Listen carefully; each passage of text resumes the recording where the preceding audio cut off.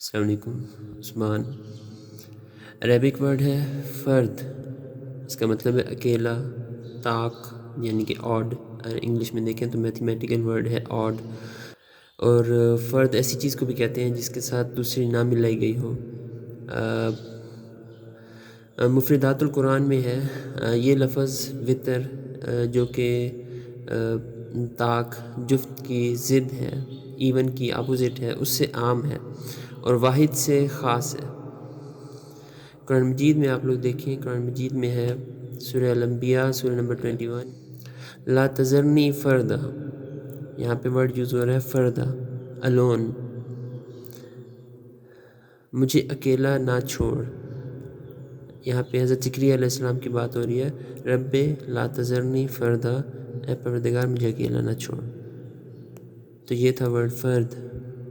پھر ملتے ہیں انشاءاللہ نیکسٹ ٹائم پہ۔ جزاکم اللہ خیر۔